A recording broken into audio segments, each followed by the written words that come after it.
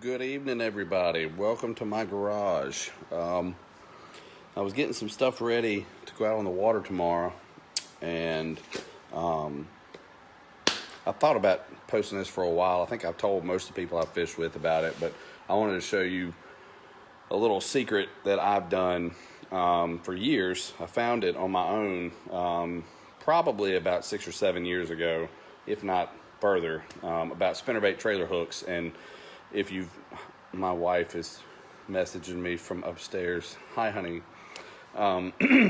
But most of the time when you attach a trailer hook, there's some confusion about how you'd want to do it. What's the best way to do it? Some come in the package with a trailer hook, some don't. A lot of them don't. So what I'm going to do is I'm going to show you my little secret that I've come up with over the years to do it. I'm going to do it right here in front of you. So let me flip the camera around.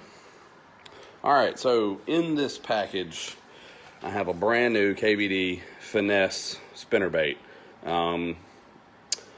Nothing special about this one. I just like that it's got a little bit smaller profile on the body this time of year and 2 willows.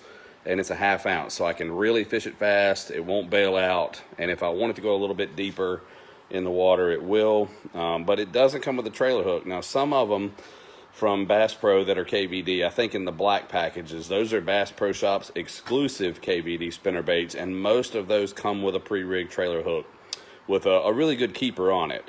But if you buy trailer hooks just in a package, you're gonna get this little piece of tubing that looks like this. And this stuff, at least the Bass Pro Shops trailer hooks, this is what you get. And it's, I mean, in my opinion, it's garbage. I mean, it'll last a little while, but in my opinion, it sucks. And you can buy special tubing and things like that. But I'm going to show you a trick that I figured out years ago. Now, what these are jig skirt collars. They're little barrels that you would buy if you were going to put skirts together, you know, for jigs or spinnerbaits or anything like that. And believe it or not, they're actually already pre-cut to the perfect size for doing this. And they're not the same material as this crap. So when I started looking for an alternative of how to do this easier, I was on the terminal tackle aisle at Bass Pro, and you can get these in a little old pack of like, I don't know, 25 to 40 or something like that for pretty dirt cheap. So I started playing around with these, and these have really held up for a long time with, you know, getting wet and getting dry, and they're not dry rotting that much at all. So what I'm going to do real quick is show you how to rig up a trailer hook, and at least the way I do it. So I'm going to spin the camera around and set it on Menta's weight bench. There we go. So right out of the package, she does not have a trailer hook, and this spinnerbait has the perfect skirt on it, which I am a humongous fan of. Strike King was kind of the first people to come out with it. War Eagle has kind of copied it a little bit. Of course, Bass Pro Shops has knocked it off. The Booyah Tucks and Tails spinnerbait is very similar to this, but back in the day, the old Strike King Premier Plus in the yellow packaging were the first people to actually come out with a pre-rigged skirt on a hub that's not skirted. I'm sorry, it's not collared. It doesn't have one of them cheap collars on it. It actually has the hub built into it. It's my favorite skirt. You can actually buy the perfect skirts now for the last like 10 years. They sell them in packages, and just for durability and holding up, they're my favorite. So the reason I say that about a trailer hook is I try to see the tail of where it's hanging to kind of figure out, you know, what size trailer hook to use. And normally I'm not using a real big one anyhow. I'm using a pretty small trailer hook. I think this might be a 2/0. It might actually be a 1/0. And I like a small one anyway, but if you were throwing a much bigger spinnerbait with a bigger skirt with a bigger tail, you could get away with, you know, one of them great big trailer hooks. But for this small spinnerbait, you know, that trailer hook's gonna lay right there in that webbing, and that's what we want. And I done set that collar down somewhere. There it is. So, you know, the spinnerbait trailer hook, it's got that great big old eye on it. No problem at all. Run it over the hook. Now, Right there is already a step that some people screw up. In my opinion, it's screwing up. What a lot of people will do is they'll put whatever their collar material is or their keeper over the eye of the hook before they even put it on a spinnerbait. And I don't know why they do that. I guess they think it'll keep it on there better. But what they'll do is they'll take that and they'll stick it in the tubing or the webbing or whatever, the plastic you're gonna use, and it'll just sit up there on that collar. And then you force it over the main hook of the spinnerbait. Well, if you do that, that trailer hook becomes really stiff.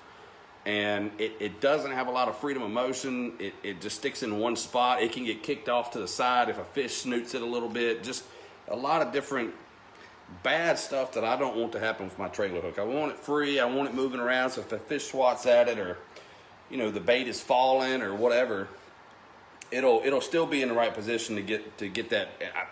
Tons of times I've just caught fish on the trailer hook alone. So I always throw a trailer hook. So all you got to do is put your trailer hook on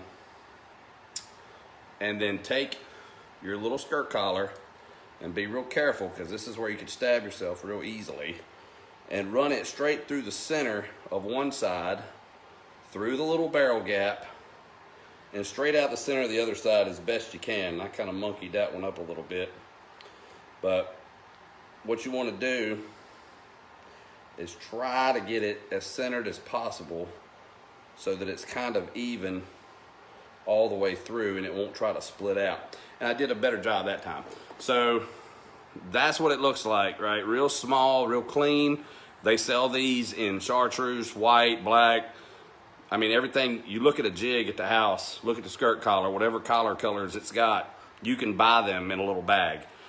So now, as far as positioning goes, a lot of people are worried about, you know, having this thing way away from the main hook. So they're worried that this being so close to the main shank and the point of the main spinnerbait hook is a problem, and they'll slide this thing too far back, right? So when that spinnerbait hangs, that trailer hook is kicked way out back here. So what you really want to do, and believe it or not, it really doesn't hurt, it doesn't get in the way at all, is you want to slide that thing pretty close to the main barb of the main hook. And when you do that, that trailer hook has the ability to flop around and be real free and follow that main hook everywhere it goes. It looks like it would get in the way, but it doesn't. I have never had any trouble with it. And it tucks up in there and hides real good, and you can't really tell there's anything there. So that's the way I rig a trailer hook on a spinnerbait. Like I said, you can sit here with a pair of scissors and try to cut this garbage into the right size discs and put it in your tackle box and watch it get in the heat and watch it get in the water and dry rot, because it will. But if you know anything about making jigs, these jig collars are meant to hold up for a long time. They're meant to be stretched over a skirt material, tightened onto a jig collar neck, and stay there for a long time. Now, they will eventually dry rot over a long, long time, but that's because they're stretched way out. This guy pretty much hadn't been stretched at all. I've just impaled him straight through the center on the shank of a hook, and he's a dense enough rubber where he's not gonna pull off past that main barb. He probably ain't gonna move at all unless you hook a great big fish just on the trailer hook and he thrashes around a good bit. But it is not gonna go back past that main barb of the hook. So just something that I always do, that I think that a lot of guys I see struggle with trailer hooks. A lot of guys I talk to don't throw trailer hooks because whatever reason, they may get hung up. They don't like fooling with them. They don't think they need them, quote unquote. But I have caught way too many fish with buddies in the boat and kayaking around me where I don't know how many times I've said it, where, oh, trailer hook got him. And that's when fish are nipping, and it may not be exactly right, but had I not had that trailer hook on it, I wouldn't even had a shot. So every time I throw a buzz bait, every time I throw a spinnerbait, I throw a trailer hook. And figuring out how to avoid cutting this garbage tubing all the time and attaching it right and trying to make sure it don't dry rot and get ripped off the hook, that was frustrating. And when I figured out that I could use these little skirt collars, it really changed it a whole lot. So I hope that helps. If you have any more spinnerbait questions, give me a holler. It's getting about time to start throwing them again. There's a lot of fish moving around on bait fish now. So that's why I'm throwing a little bit smaller profile with the willow blades, because the shad are really small.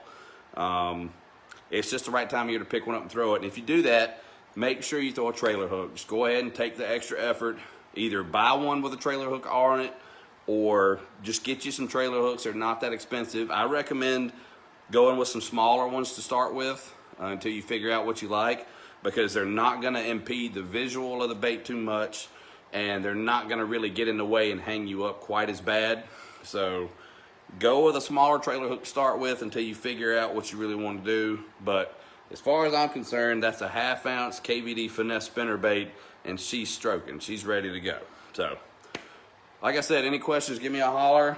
But try to find you some jig skirts or skirt collars. I don't know if Bass Pro's got them right now, because they struggling to keep anything in over there right now. But I don't know if Tackle Warehouse has them either. I'm assuming they probably do, but I know Jan's Netcraft will have them. Lure making sites, anywhere you go that you can buy jig making stuff, they should have them, and they liable to have them in some really big bulk packs. So if you're gonna be spinnerbaiting a good bit, if you like spinnerbaits a lot and you want to try a new way of holding your trailer hook on there, give the skirt collars a shot. I think it'll work out good for you. So y'all have a good evening, get some rest, and get ready to go fishing this weekend. Take care.